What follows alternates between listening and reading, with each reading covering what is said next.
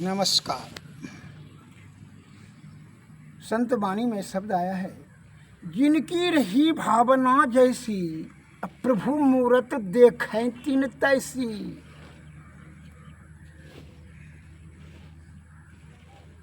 जिनका भाव जैसा रहेगा उसी के अनुरूप उसका विचार होगा, ज्ञान होगा, बुद्धि होगा, उसी के अनुरूप उसको फल भी की प्राप्ति होगी। ऐसा शास्त्रज्ञों का कहना है। इसलिए विचार शक्ति को निर्मल और स्वच्छ सद्बुद्धि रहेगा तभी सद्ज्ञान प्राप्त होगा और सही चीज़ का जो है वह अवलोकन कर पाने में सामर्थ्यवान होगा। तभी ये संसार से सही चीज़ का सिलेक्शन कर पाने में वह योग्य हो जाएगा। मैं एक लघु कथा के माध्यम से आपको बताना चाहता हूँ। प्राचीन काल की बात है। उस गांव में एक हाथी आया। गांव वाला सुन रखा था कि भाई हाथी बहुत विशालकाय जीव है, लेकिन पहले कभी देखा नहीं था। जब हाथी आया तो उसको देखने के लिए, हाथी को देखने के लिए गांव वाला सब उमड़ गया, सब जमा हो गया हाथी के निकट उसको देखने के लिए। उसके साथ 4 अंधे व्यक्ति भी जमा हो गए हाथी को देखने के लिए। भाई हाथी जब सवार आ रहा है देखने के लिए तो भी चला आया। तो कैसे देखा, उसको तो आँख था नहीं।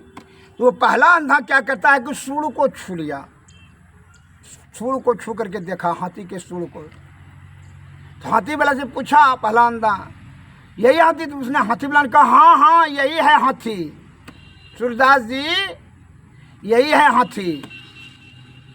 क्या ठीक है, देख लिए। दूसरा अंधा ने पैर छू लिया, हाथी का पैर को छू लिया और पूछा, क्या जी हाथी वाले गजराज महोदय हाथी यही है? तो हाथी वाला कहा हाँ जी अंधा जी, सूरदास जी, यही हाथी है। कहा ठीक है, हम देख लिए। तीसरा ने क्या छुआ, पेट छू लिया हाथी का। कहा यही है हाथी? कहा हाँ यही है हाथी। गजराज ने कहा ओ ठीक, देख लिए। चौथा ने हाथी का कान को छुआ, कहा यही है हाथी? कह जी सूरदास जी यही है हाथी। कह ठीक है, देख लिए। एवं प्रकार से चारों ने समझ लिया कि यही हाथी है। हथिया 1 घंटा 2 घंटा के बाद गांव से चला गया हाथी वाला सब चला गया। तो गांव में बैठकी हुआ। बैठकी होने पर जो है वह जो है अपना अपना जो है शब्द पर मंथन चलने लगा। एक अंधा कहता है, चारों अंधा एक जगह बैठे। एक अंधा का उस दिन देखे थे फलना जो है उस दिन जो हाथी आया था? तो हाँ देखे थे। कैसा था? हम भी देखे थे। तो पहला अंधा ने कहा हाथी तो जो है ना केला के थम के समान था। लेकिन ना गलत नहीं, हम भी देखे थे। तो दूसरा ने कहा तब तो तुम ही बताओ। तो दूसरा ने कहता है कि वह जो है हाथी उखली के समान था। क्या ना, तुम भी गलत बोलते हो। तीसरा ने कहा तब कैसा है? कहा अगर वो तो कोठी के समान था।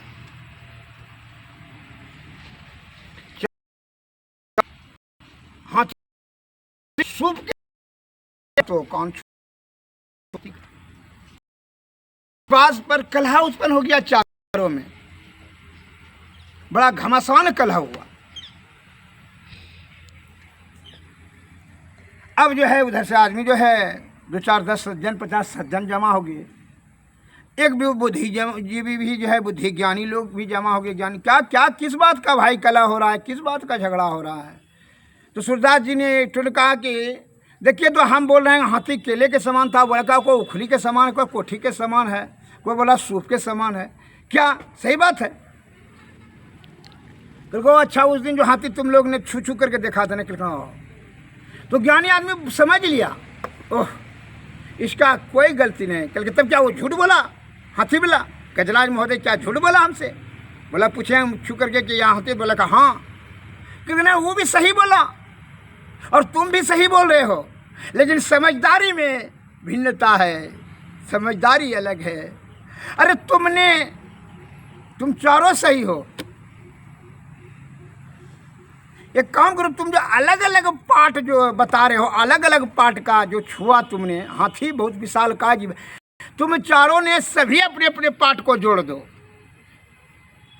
और जो उसका आकार बनेगा उसी को हाथी कहा जाएगा। क्योंकि इसका मतलब नहीं समझे, इसका तात्पर्य यह है,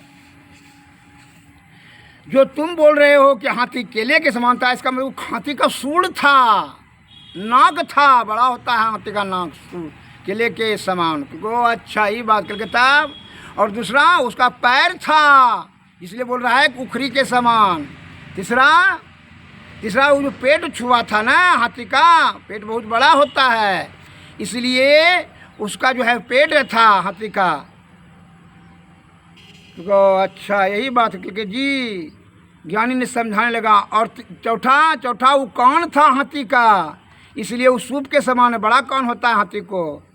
एवं प्रकार से तुमने हाथी का अलग अलग जो अंग छुआ, छू करके पूछा गजराज महोदय से, हाथी वाला से, कि हाथी यही, तू तो सच्चे बोला कि हाँ हाथी यही है, लेकिन तुम ये पूछा कि हाथी का क्या ये पेट है, हाथी का कान है या हाथी का सूंड, तुमने तो ऐसा नहीं पूछा। तो हाथी है तो वो बोल दिया हाथी है।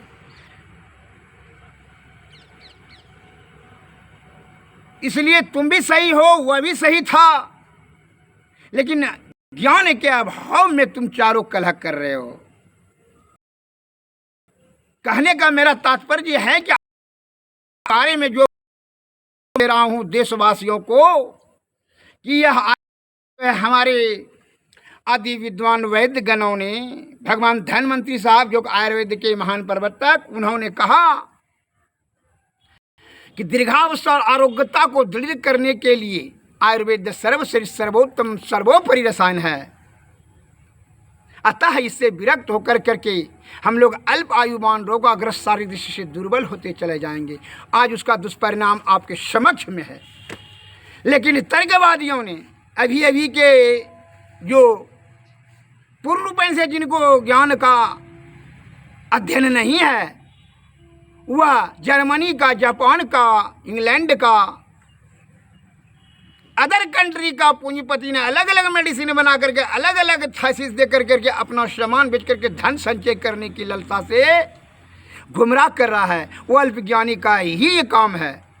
आयुर्वेद का शाब्दिक अर्थ है जिस वेद से आयु दीर्घ हो, आरोग्यता दृढ़ हो, अर्थात दीर्घावस्था और आरोग्यता को दृढ़ करने के लिए आयुर्वेद ही सर्वश्रेष्ठ सर्वोत्तम सर्वोपरि रसायन है। हे हमारे भारत के प्यारे सज्जनों, हमारे मनीषज्ञों, आदि विद्वान, आदि ज्ञानी ध्यानियों और वैद्यों के मस्तिष्क में पहले ही बात उनके समस्याएं हुई समाधान कर चुकी, वही शब्द को संग्रहित किया और संकलित किया, जो कि 4 वेद 618 पुराण बना। उन्होंने ज्ञान को लिख दिया कि नहीं, जो है आयुर्वेद से ही आपका कल्याण होगा, अन्यथा दूसरा कोई भी चिकित्सा पद्धति में भटक कर करके अपने ह्यूमैनिटी पावर को, अनेक प्रकार के साइड इफेक्ट को भोगना पड़ेगा। और आप देखते हैं कि अन्य चिकित्सा प्रक्रिया को अपनाने का दुष्परिणाम हमारी आयु कितनी कम होती चली जा रही है। मेरा कहने का तात्पर्य है, इस कहानी का कहने का भाव यह है कि आप अल्पज्ञानी में अटक जाते हैं। यह जो आपका इलाज जो है, आयुर्वेद ही सर्वश्रेष्ठ और सर्वोत्तम सर्वोपरि रसायन है। क्यों? इसलिए कि आयुर्वेद को बनाने वाला वो परमपिता परमेश्वर है, जिस मालिक ने शरीर की संरचना की। इसमें जिस चीज़ की आवश्यकता है उनको इस बात का पूर्णपण से ज्ञात है। ऐसा ध्यान में रख करके आपको संरचना, आपको बनाने से पहले, धरातल पर आने से पहले आयुर्वेद की संरचना कर दी। इसलिए यह निर्दोष औषध है। इस पर पूर्णपण से आस्था और श्रद्धा कर करके अमल करें, जिससे कि आप दीर्घ आयुवान, आरोग्यवान, स्वस्थवान, बलवान, बहुभोजी रहेंगे। तो मैं आपको समझाने नहीं कह रहा हूँ, बल्कि इशारा दे रहा हूँ कि आपके मनीषज्ञों ने, आदि विद्वान वैद्यों ने शास्त्र में जो ज्ञान को संकलित किया, उनका अनुसरण कीजिए, वही ज्ञान अध्ययन करके उन्हीं का लें, तभी जो है किसी प्रकार के जो है आप साइड इफेक्ट से बचेंगे। नहीं तो जो क्विक एक्शन लेने के लालच में आप अगर यदि आयुर्वेद की आलोचना कर त्याग करेंगे तो आपको बड़ी भारी दुख उठाना होगा। क्योंकि इसलिए समझ लीजिए कि अपने यह अनमोल रूपी हीरा से ये आयु से खिलवाड़ करेंगे। उससे क्या हो कि आयुर्वेद जो है आपको किसी प्रकार का कोई साइड इफेक्ट नहीं होता है। अन्य दवाई से साइड इफेक्ट से आपके भीतर के पार्ट पुर्जा को डैमेज कर देता है, जिससे कि आपका नाना प्रकार का व्याधि जटिल समस्याओं से घिर जाते हैं और आयु आपकी कम हो जाती है, नित्य का पावर कम हो जाता है, इम्यूनिटी पावर छिन्न हो जाती है, अर्थात अल्प आयुमान रोगाग्रस्त शारीरिक दृष्टि से दुर्बल होते जाते हैं, जीर्णशीर्ण होकर करके यथाशीघ्र ही मृत्यु को प्राप्त करते हैं। अतः मैं विनम्र निवेदन भाव से कहना चाहता हूँ कि आयुर्वेद का सेवन करें और ये बड़ी बड़ी पूंजीपति पाखंडी और दलाल के जो है यह प्रचार वक्तव्य, क्योंकि उनकी मस्तिष्क में यह घर कर गया है कि धन का अधिक से अधिक संचय किया जाना चाहिए। इसलिए धन के संयोजन के लिए, धन को कमाने के लिए नाना प्रकार का छल कपट सही मूल दवाई नहीं, बल्कि आपको जादुई दिखा कर करके आप धन को बटोरना चाहता है। क्विक एक्शन के लालच में भी आप फंस जाते हैं। ऐसा भूल न करें। ऐसा भूल करने से ही आप अल्प आयुमान रोगाग्रस्त होते चले जा रहे हैं। अच्छा, मैं आपको यह धर्म का उपदेश दिया और उसके साथ में शारीरिक दृष्टि से जो है चिकित्सा की सेवा होना चाहिए, तो उसके लिए मैं बता देता हूँ। जिन सज्जन को वात रोग से प्रताड़ित हैं वो क्या औषधि लेंगे बता देते हैं। बात चिंतामणि रस, महाजोगराज गुग्गुल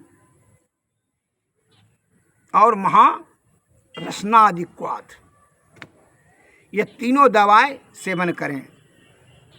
और नया बात रोगी है तो उसके लिए मैं साधारण दवा भी बता दूंगा, दूसरे पार्ट में बता चुके हैं, आप उसको देख लेंगे।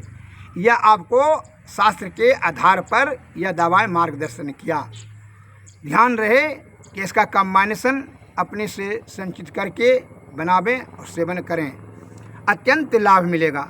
और जिन सज्जन को आयुर्वेदिक के प्रति श्रद्धा और आस्था और प्रेम है, चिकित्सा सेवा लेने की प्रबल इच्छा है, आप हमसे मोबाइल पर संपर्क साधें।